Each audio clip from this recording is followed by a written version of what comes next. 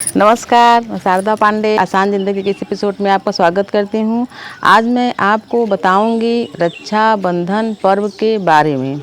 इस बार रक्षाबंधन पर्व 22 अगस्त 2021 दिन रविवार के दिन धनिष्ठा नक्षत्र में पड़ रहा है।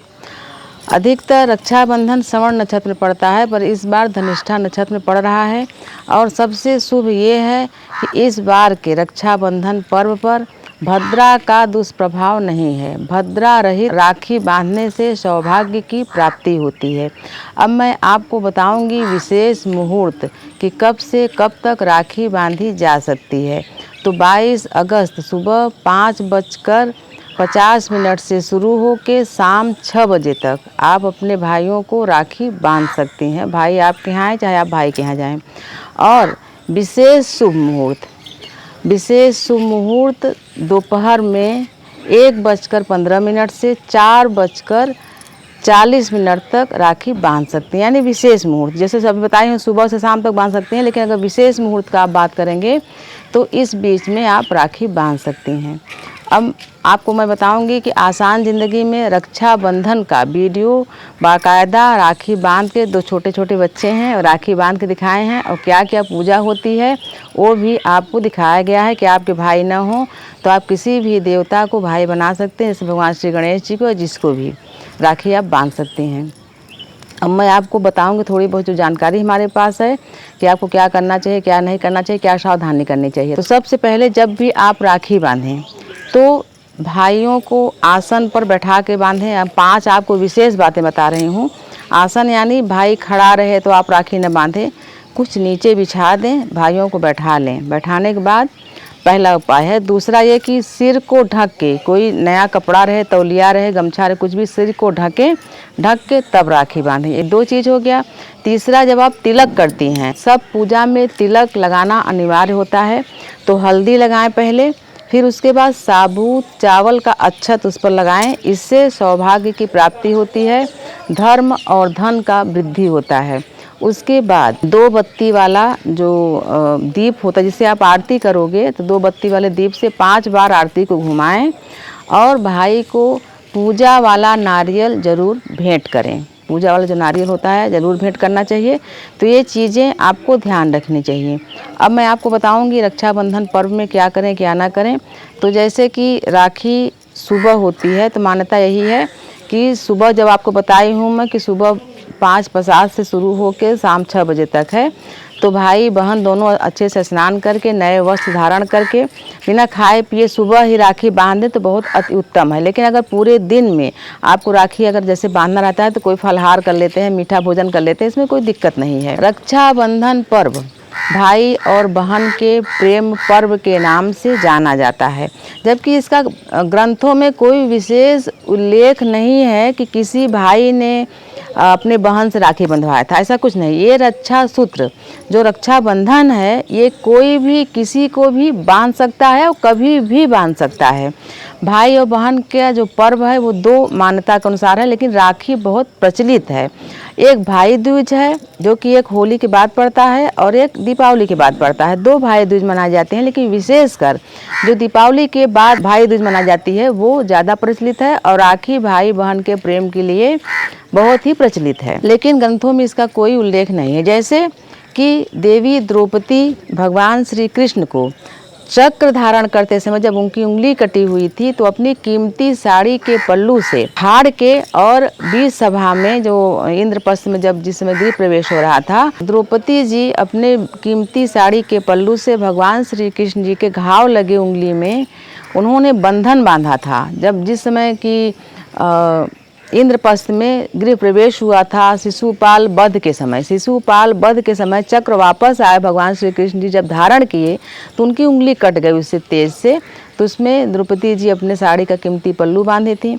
तो भगवान श्री कृष्ण जी इस बात से बहुत ही ऋणी हो गए थे, और इस ऋण को द्रौपदी चीर हरण में भगवान श्री कृष्ण जी द्रौपदी जी का लाज बचा के इस ऋण को उतारे थे। इसीलिए भाई बहन का जब भाई राखी बंधवाता है तो बहन को बोलता है कि जो भी हमसे यथासंभव जो भी हो सकेगा तुम्हारी सुरक्षा करूंगा। उसी प्रकार से राजा बलि भगवान श्री हरि विष्णु को अपने पहरेदार बनाए थे, तो माँ लक्ष्मी उनको अपना भाई बनाई, यानी माँ लक्ष्मी भी राजा बलि को रक्षा सूत्र बांध के अपने और भगवान श्री हरि विष्णु जी की सुरक्षा और अपने प्रेम का जो छाया होता है उसके लिए आशीर्वाद मांगे। तो राजा बलि प्रसन्न होकर भगवान श्री हरि विष्णु को माता लक्ष्मी के साथ जाने के लिए बोल दिए। उसी प्रकार से राजा इंद्र वित्तासुर से युद्ध करने जा रहे थे, तो उनकी पत्नी सची भी राजा इंद्र को ये रक्षा सूत्र बांधी थी। जैसे कि हम अपने घरों में मुझे पूजा कराते हैं, कोई भी पूजा हो, महामृत्युंजय पूजा हो, जाप हो और रुद्राभिषेक हो या सत्यनारायण जी की कथा हो, कोई भी विशेष जब हम कथा कराते हैं तो आप ध्यान देते होंगे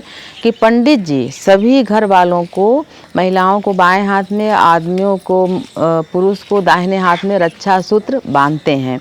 और जो लोग पूजा में सम्मिलित होने बाहर से भी आते हैं उनको भी बांधा जाता है। आपको इस बात से पता हो जाना चाहिए कि ये रक्षा सूत्र रक्षा की कामना से कोई भी किसी को भी बांध सकता है। जैसा कि मैं बताई हूँ, करवा चौथ का वीडियो आप देखोगे हमारा, तो उसमें भी बताई हूँ कि पत्नी को पति भी रक्षा सूत्र बांधता है और भाई अपनी बहन को भी रक्षा सूत्र बांध के रक्षा का उनको आश्वासन दे सकते हैं कि हम तुम्हारी रक्षा करेंगे यथासंभव।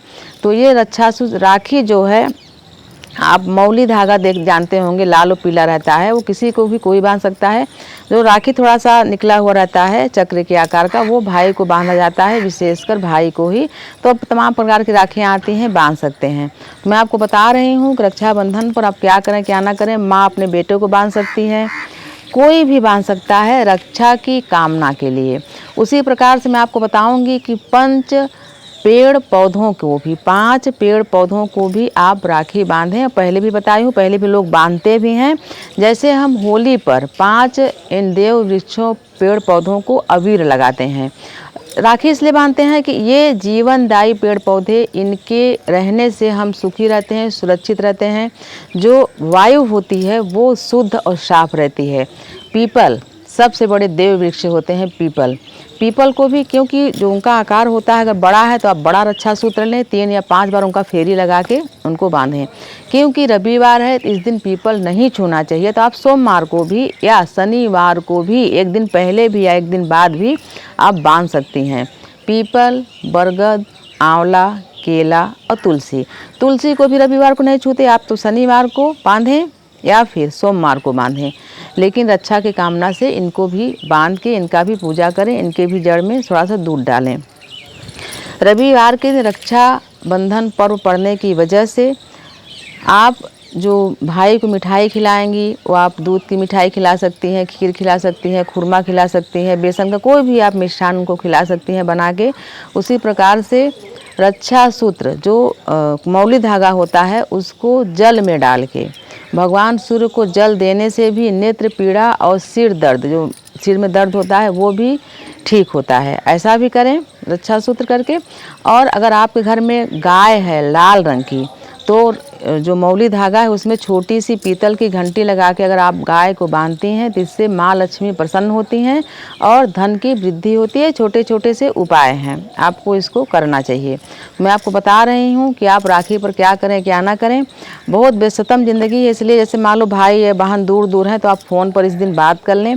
और तमाम भाई तो ऐसे हैं कि समय निकाल के बहन के यहाँ पहुँच ही जाते हैं। अगर भाई नहीं पहुँच पाते तो बहन भी भाई के पास पहुँच के इस पर्व को बहुत हर्षो उल्लास से मनाती हैं। तो मैं आपको बता रही हूँ कि आप राखी पर क्या करें क्या ना करें। सावन महीने के शुक्ल पक्ष की पूर्णिमा पर हर बार ही रक्षाबंधन पड़ता है। सावन महीने के शुक्ल पक्ष की पूर्णिमा पर बांधी गई हुई राखी भादव महीने के कृष्ण पक्ष की गोगा नवमी पर ही उतारना चाहिए। इसका ये नियम है, इतने दिनों तक रक्षा सूत्र बांधे रखना चाहिए। उतारने के बाद उसको जल विसर्जन कर दें, या जैसे जल की सुविधा नहीं है तो आप कहीं भी गमले में या कहीं भी क्यारी में उसको दबा सकती हैं।